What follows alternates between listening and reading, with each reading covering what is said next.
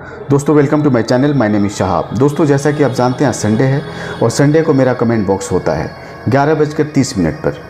हर तरह के सवाल होते हैं और हर तरह के जवाब होते हैं। आपके सवाल होते हैं और मेरे जवाब होते हैं, चाहे वो गमका मेडिकल के रिगार्डिंग हो, चाहे वो जीसीसी जॉब के रिगार्डिंग हो, या किसी भी तरह के कन्फ्यूजन्स हो, आपके करियर के रिगार्डिंग हो। आप सवाल करते हैं मेरे कमेंट बॉक्स में और जो वैलिड क्वेश्चन होता है मैं उसको पिक करता हूं और शामिल करता हूं संडे कमेंट बॉक्स में 11:30 पर। तो देखना नहीं भूलिए, 11:30 में हर संडे को मैं जवाब देता हूँ आप ही के सवाल का जवाब।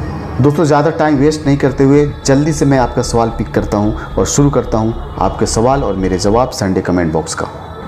दोस्तों एक व्यूअर पूछते हैं, अगर गमका मेडिकल अनफिट हो जाता है तो क्या उस कंट्री के लिए हम ब्लॉक हो जाते हैं, या उस कंपनी के लिए ब्लॉक हो जाते हैं, या फिर हम कंट्री चेंज कर दूसरे कंट्री के लिए गमका मेडिकल करा सकते हैं?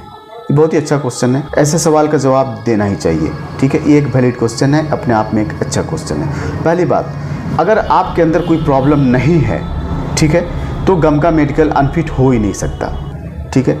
एक सवाल का जवाब आपका क्लियर हो गया। दूसरी बात, गमका मेडिकल कभी भी बैन होता है या ब्लॉक होता है तो किसी कंपनी के लिए नहीं होता है, ठीक है, वो कंट्री के लिए होता है। कंपनी के लिए गमका मेडिकल, अगर इस कंपनी में गमका मेडिकल अनफिट हो गया तो कोई ज़रूरी नहीं कि उस कंपनी में भी गमका मेडिकल अनफिट होगा। कंपनी से कोई लेना देना नहीं है।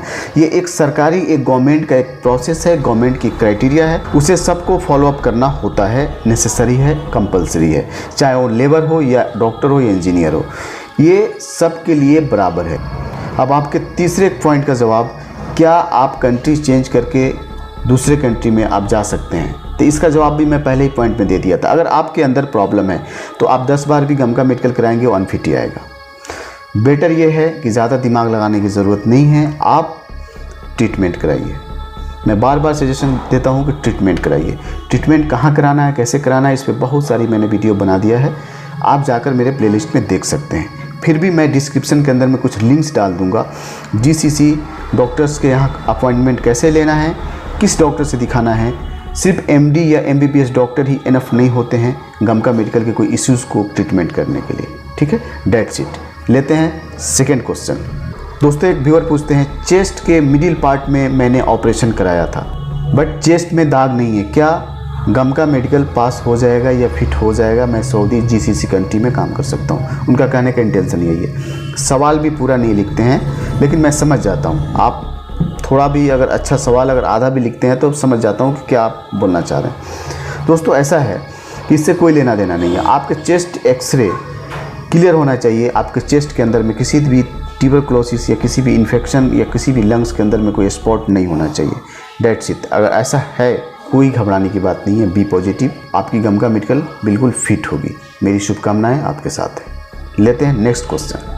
एक व्यूअर पूछते हैं, सर अगर कोई फ्रेश एक्सरे कराता है, इट मीन्स कि गमका मेडिकल जाने से पहले एक्सरे करा ले, कुछ टेस्ट करा ले, तब जाकर गमका मेडिकल कराए, प्री टेस्ट, तो कैसा रहेगा? भाई तो अगर आप ये सवाल कर रहे हैं तो आप अपने आप में एक बहुत ही समझदार इंसान हैं। आप अगर कोई डाउट्स है, कोई आपको संदेह है मन में, कोई दिक्कत है, तो आप नॉर्मल मेडिकल एक करा सकते हैं। एक ही बात है, अगर आप नॉर्मल मेडिकल कराते हैं तब भी एक ही बात है, प्री मेडिकल आप देख सकते हैं कि भाई क्या है नहीं है, ठीक है। नॉर्मल मेडिकल 1000-1200 रुपये की हो जाती है मुंबई के अंदर। लेकिन ये आपको ध्यान रखना है कि किसी भी नॉर्मल हॉस्पिटल के अंदर में नॉर्मल चेस्ट एक्सरे या कोई टेस्ट कराते हैं तो कुछ खास फ़ायदा नहीं होगा। टेस्ट तो चलो ब्लड का रिपोर्ट तो सब सेम होता है, बट चेस्ट एक्सरे डिजिटली होता है, जो गमका मेडिकल का अलग होता है, वो डिजिटल चेस्ट एक्सरे होता है।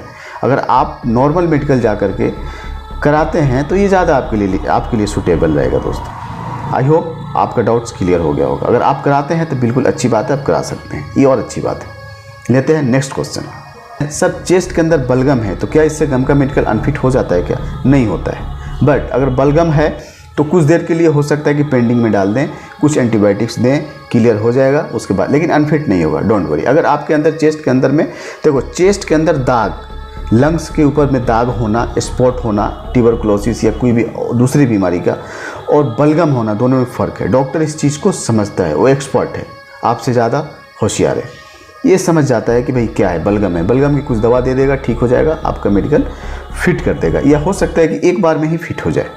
ओके, आई होप आपको क्लियर हो गया होगा doubts. Don't worry, be positive.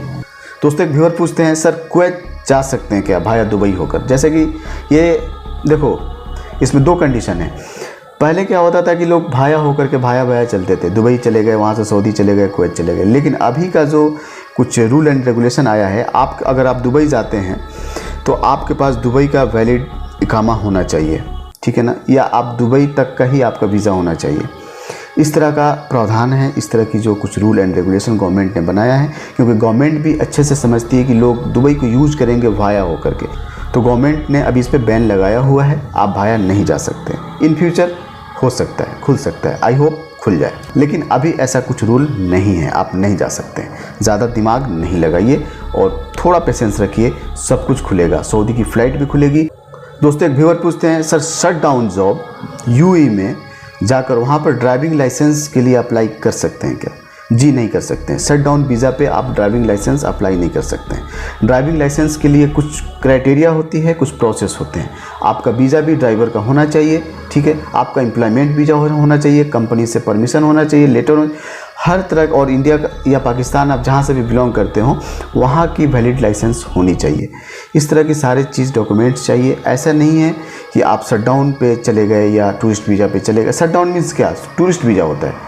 वहाँ पर गए 3 महीना 2 महीना 6 महीना उसको रिन्यूअल करके कंपनी काम कराकर आपको पैक कर देती है, यही होता है शट डाउन जॉब। लेकिन आप शट डाउन जॉब पर जाकर आप वहाँ पे लाइसेंस, ड्राइविंग लाइसेंस अप्लाई नहीं कर सकते हैं दोस्तों, ऐसा कोई रूल नहीं है। आई होप आपका डाउट क्लियर हो गया होगा दोस्तों। आते हैं नेक्स्ट क्वेश्चन। सर आप अपना ईमेल आईडी शेयर कीजिए प्लीज़, ठीक है। मैंने इससे पहले वीडियो में भी मैंने दिया था और इस वीडियो के डिस्क्रिप्शन में भी मैं अपना ईमेल आईडी दे दूंगा। अगर कुछ आपको प्राइवेसी है, मेंटेन करना है, कुछ क्वेश्चन है तो आप मुझे मेल कर लीजिए और शॉर्ट में कोशिश कीजिए लिखने के लिए, और आप अपना मोबाइल नंबर डाल दीजिए। अगर मुझे टाइम मिला और देखूँगा कि कुछ बहुत जेन्युइन क्वेश्चन है, सीरियस कुछ मैटर है, आपको सहायता की ज़रूरत है, तो मैं कॉल करके आपसे बात कर लूँगा। मैं अपना ईमेल आईडी डिस्क्रिप्शन में डाल दे रहा हूँ दोस्तों। आपकी बातें तो मुझे माननी पड़ेगी क्योंकि आप मुझे देखते हैं और हम लोगों की एक अपनी परिवार है, एक परिवार जैसे हैं, तो एक दूसरे की बातों को रिस्पेक्ट देना तो अच्छी बात है। क्योंकि दोस्तों बहुत सारी चीज़ें हैं, बहुत सारी बातें हैं जो आपकी बातों को मैं टाल नहीं सकता हूँ, क्योंकि आप लोग मेरे एक परिवार के जैसे हो। एक रिलेशन है, एक अटैचमेंट है, तभी मैं सामने बैठा हूँ और आप मुझे देख रहे हैं, तो ये अपने आप में एक बहुत बड़ी बात होती है। इसलिए आपने ईमेल आईडी मांगे, मैंने दे दिया। कोई इशू है मुझे मेल कीजिए। आई होप ये सवाल जो हैं और जवाब कुछ इससे आपको सीखने को मिला होगा, कुछ डाउट्स क्लियर हुए होंगे। फिर भी कुछ इश्यूज़ आ रहे हैं, कुछ बातें समझ नहीं आ रही है, मेरे कमेंट बॉक्स में लिखिए और इस चैनल को ज़रूर सब्सक्राइब कर लीजिएगा। बहुत काम की चैनल है, आपके लिए इन फ्यूचर काम आने वाला है। अपना बहुत बहुत ध्यान रखिए। जय हिंद।